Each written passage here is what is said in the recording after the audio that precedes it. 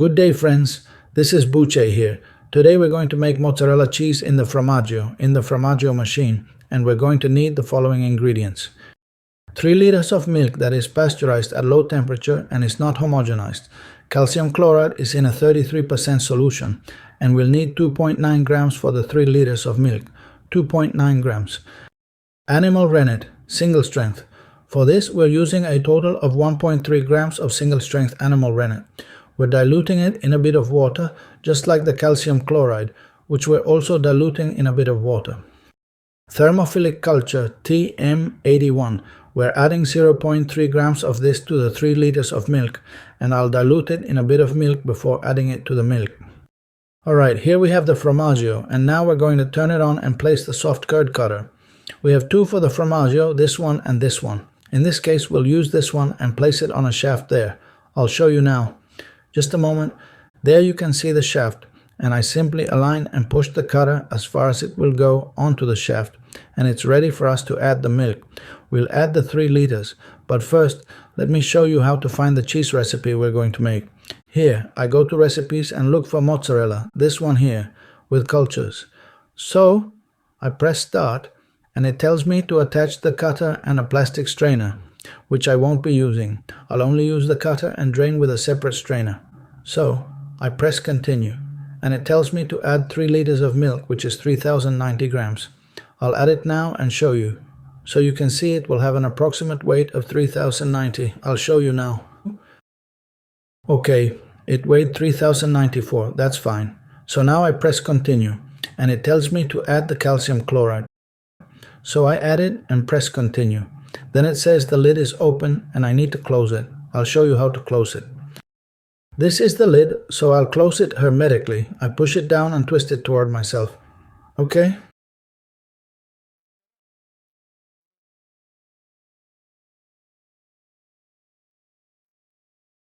Then I put this little cap on top to prevent any splashes. Let's continue with the process. Here I indicate that the lid is in place. Then it will mix for 25 minutes, raising the temperature. It's currently at 11 degrees Celsius, and it will bring it to 38 degrees Celsius at a rotation speed of 50 revolutions per minute. So I press play for it to start heating. I'll show you the next step once it's ready. Alright, it's almost done with this cycle. There are about 6 seconds left. The temperature is now at 37 degrees Celsius. The next step will be step number 5, which says add the thermophilic culture. As I mentioned, I mixed it with a bit of milk, so I'll add it on top of the milk.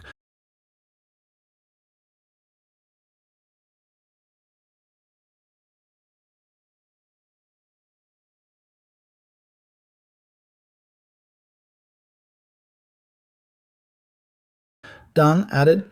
Now I press next, continue. It says it will mix for 1 hour at 50 RPM, maintaining the temperature in the range of 38 to 40 degrees Celsius. See you in the next step. There the culture will be ripening, allowing the pH to decrease, which means the acidity in the milk will increase. Alright, the ripening cycle is now complete. It lasted for 1 hour. Now it's asking me to add the rennet, so I'll add it.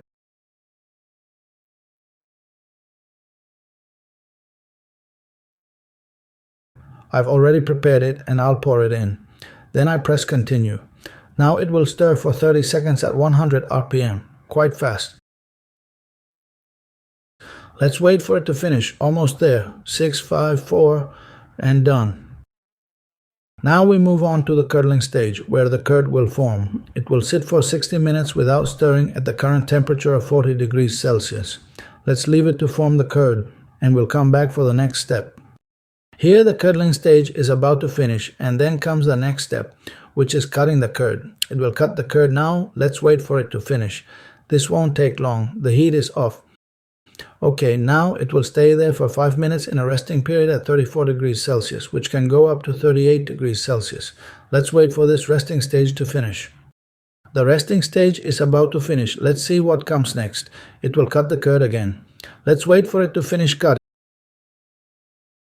This is stage number 12. It should be quick. Then another resting stage of 5 minutes will follow. Let's wait for it to finish. Notice that the temperature is now at 52 degrees Celsius. This resting stage is about to finish again. Now it's followed by another 5-minute stage, but this time it will stir at 30 rpm with the temperature oscillating between 42 degrees Celsius and 46 degrees Celsius. Let's wait for this stage to finish. We're finishing this stage, and now there will be a 10-minute resting period, maintaining a temperature of about 57 or 58 degrees Celsius. It may vary. Let's see how it stabilizes. I'll show you at the end of this stage. We're now finishing the 10-minute resting stage. The temperature has dropped to 48 degrees Celsius. The next step is to drain the curd. The Fromaggio instructions suggest doing this here, but at this point I'm done with the machine, and I'll drain it separately. I'll show you, and we'll prepare the mozzarella separately. I'll show you once I'm draining the curd. Alright, here I am draining the curd. I'm collecting all the whey in this container, and here is the curd, draining by gravity. According to the recipe, it should take about 2.5 hours. Let's see how long it takes for the curd to drain sufficiently so we can start stretching the mozzarella. Notice it still has a lot of whey. Move the strainer a bit to let more whey drain into the container when you can. Alright, see you when the curd is fully drained so we can start making the mozzarella. This is how the curd looks after draining. I let it sit in the strainer for 3 hours, and then, since I had to leave, I placed it in the fridge where it stayed overnight. I just took it out. Now I'll divide it into 2 portions to make 2 mozzarellas. I'm currently heating the whey left from draining, and I'll pour it into a container. Here it is. I'll add the first portion of curd and pour the hot whey at about 80 degrees Celsius to 100 degrees Celsius.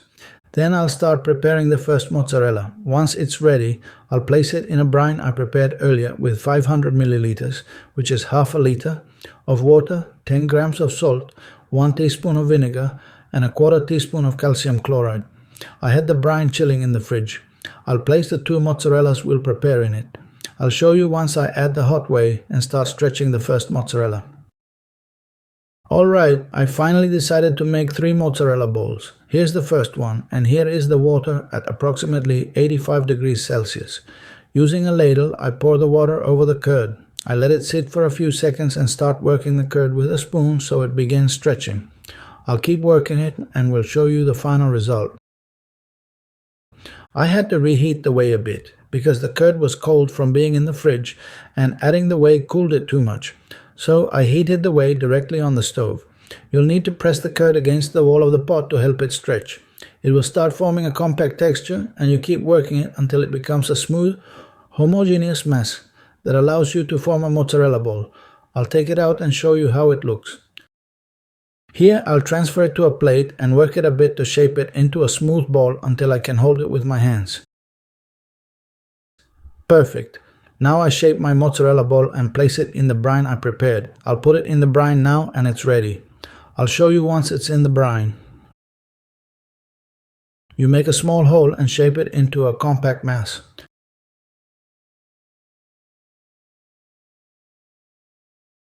Done. Here are the 3 mozzarella balls I made. I'll slice them into pieces. They weighed 252 grams, giving an approximate yield of 12.2 liters per kilogram.